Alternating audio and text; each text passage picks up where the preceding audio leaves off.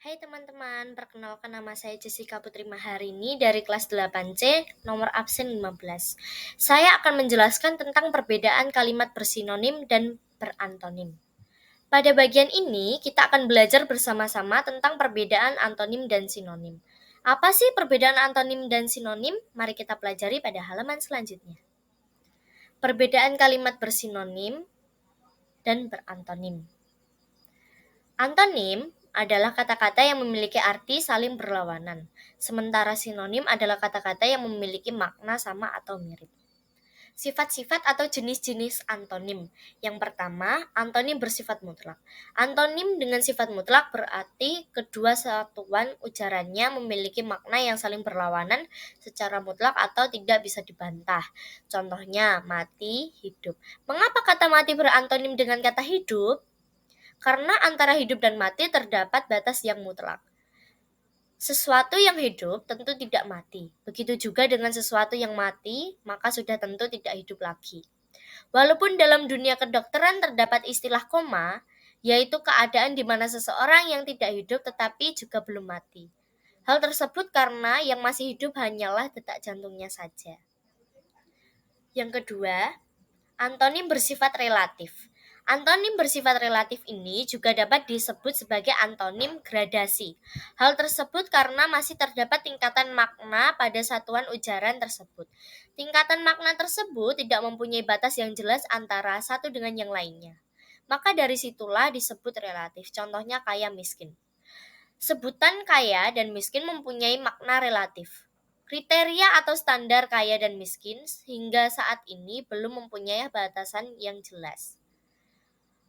Orang yang tidak kaya belum tentu merasa dirinya miskin. Begitu juga dengan orang tidak miskin belum tentu merasa dirinya kaya. Tingkatan makna dalam satuan ujaran tersebut tampak seperti adanya gradasi. Seperti adanya sebutan agak kaya, cukup kaya, kaya, dan sangat kaya. Namun, orang yang sangat kaya dalam suatu deret perbandingan lain bisa saja menjadi paling miskin. Jenis-jenis sinonim. Sinonim terbagi menjadi dua, yaitu sinonim umum dan sinonim konteks. Sinonim umum adalah sinonim yang memiliki makna yang hampir sama, tetapi tidak dapat saling digunakan dalam konteks yang sama. Adapun sinonim konteks adalah dua kata yang memiliki makna hampir sama dan dapat saling ditukarkan dalam konteks yang sama tanpa mengubah makna dalam konteks tersebut. Pertama, sinonim semirip adalah kata yang bisa saling bertukar posisi dalam sebuah konteks kebahasaan.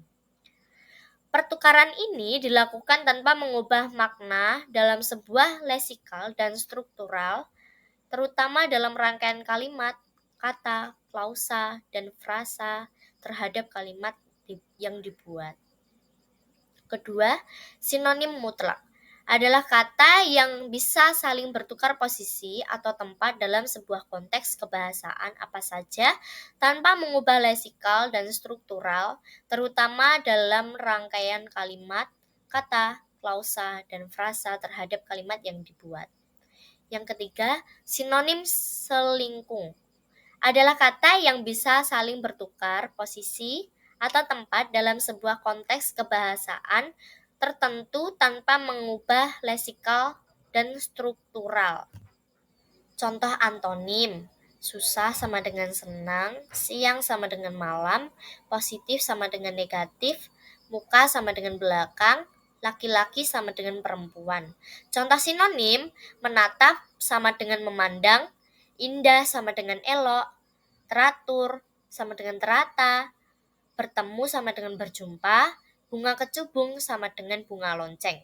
Berikut ini contoh kalimat yang menggunakan kata-kata di atas. Contoh kalimat berantonim: guru pendamping yang paling merasakan susah senang mengajar peserta didik difabel. Kedua, peserta didik kelas 9 SMP Merdeka belajar siang dan malam untuk persiapan ujian akhir. Ketiga, kita harus membangun pikiran positif dan melihat peserta didik difabel bukan pikiran negatif. Yang kedua, contoh kalimat bersinonim. Nomor 1, Peserta didik baru dengan kruk itu memandangku. Peserta didik baru dengan kruk itu menatapku. Kata memandang dan menatap adalah bersinonim. Yang kedua, karena pernah kecelakaan, Lala memakai kursi roda ke sekolah. Karena pernah kecelakaan, Lala menggunakan kursi roda ke sekolah.